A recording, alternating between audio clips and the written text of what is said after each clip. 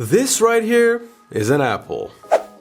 These two are also apples, but the key here is that one of them is better than the other. Logically, if you're not that into mobile phones, you might think, well, 14 is a bigger number than 13. But I can easily tell you it doesn't always work out that way. As usual, we have 12 categories in this 13 Pro versus 14 Pro camera comparison. The footage might seem similar to our subscribers because we had these phones present with us while taking photos for the other comparison. Let the facts speak. It's really interesting to immediately be able to see the difference between the two phones. I put emphasis on the word immediately because they are both Apple products and they were released only a year apart from each other. Considering Apple is arguably the #1 brand when it comes to optimization rather than change, or maybe even overhaul, it's quite intriguing to see how the 13 Pro's footage is brighter, more colorful, and has a bit more detail. Now, this won't always be seen as a positive thing. Take this photo as an example. You can easily see the complexion of the photo on the left being a bit yellow, and remember how we had talked about this before in our previous comparisons. You don't really have that same yellowy photo on the 14 Pro, and even though it is a bit darker, I really do appreciate the color of the tree being very natural and precise. These traits are pretty consistent throughout this comparison, and there is no doubt that you'll also be able to spot them out. I see a couple of improvements in specific photos, but it could also be a coincidence. The photo of the 14 is brightened up adequately, and there's a nice extra touch in terms of depth of field, perhaps due to the larger sensor. Nevertheless, the photos are generally similar, and in some cases, I actually prefer footage from the 13.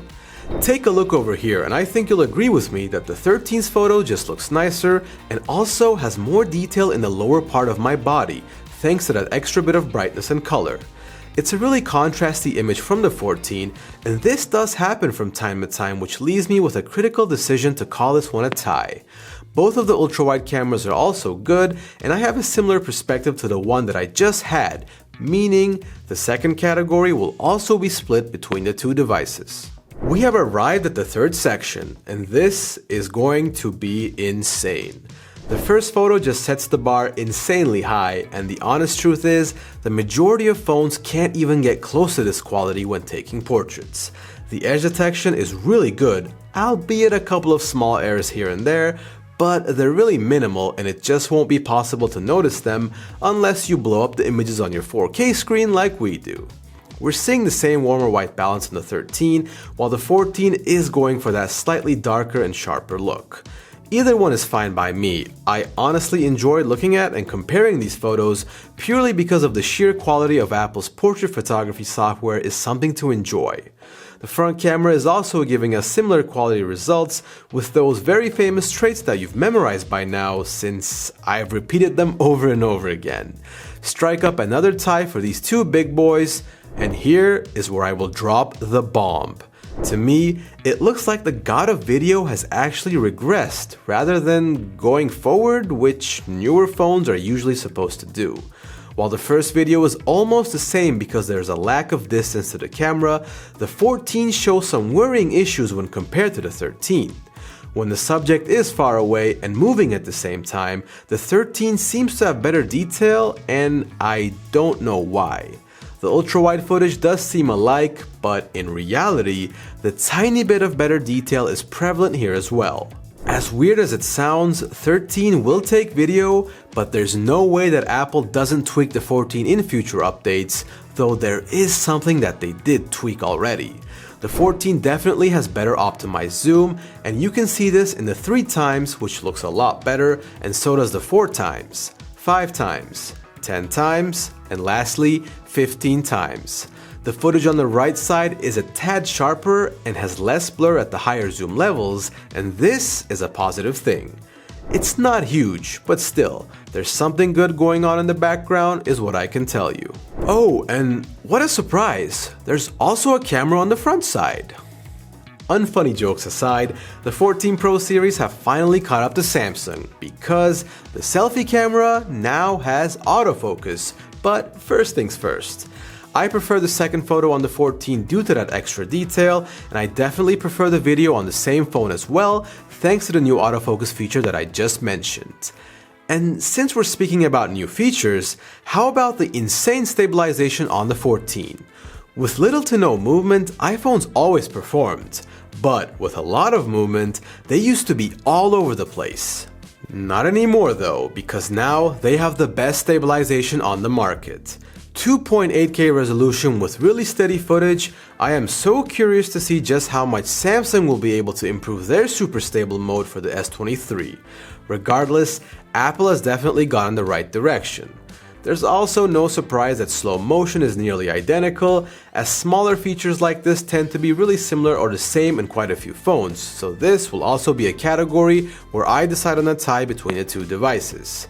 With macro though, it was a little different, and I don't know the reason why. Maybe because they had more time to optimize a 13?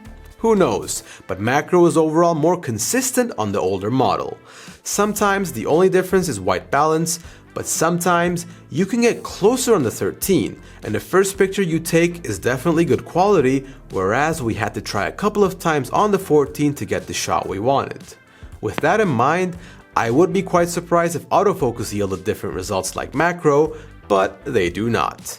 One of the leading devices in this area, the iPhone doesn't disappoint, regardless of the model, and both pass with flying colors, while I fly in and out of the frame as always.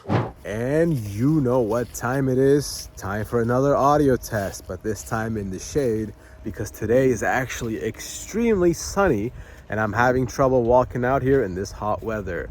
Here we have the star of some of our very older videos, the iPhone 13 Pro Max, and we're gonna be seeing how it measures up against our new gem, the iPhone 14 Pro. I honestly think that iPhones don't have the best audio quality, obviously because of their microphones. It's kind of stuck between noise cancelling and crisp audio, and this is definitely an area that I would like to see them improve in. The 14 has a bit more noise cancelling, but I actually think the 13 is a bit more crisp. It's honestly not the biggest deal, but I think they will get around to upgrading their mics eventually. And speaking of upgrades, it was something that I really expected in the night category. Apple told us that the sensor size would increase significantly, and for all you non-nerds out there, the larger the surface area of the sensor is, the more light it can gather in a single shot. Regardless, software plays a big part in mobile phone cameras, and I just don't see the improvement in the 14. In fact, there are a couple of photos where I prefer the 13 over the 14 because of a difference in white balance. Videos, regardless of which camera you use, are almost identical and the results aren't consistent, meaning it wouldn't make much sense to try to pick out small details and forcibly say that one is better than the other. I think that all you need to know is that iPhones shoot great videos, and that should be a good enough ending to this comparison. The main question of the conclusion is probably, are there enough upgrades to make you want to buy the 14 Pro if you have the 13 Pro? I'm sure they will play around with the video software of the 14, and the upgrades to the stabilization and front camera are pretty big, along with slightly better zoom results. Is it enough though?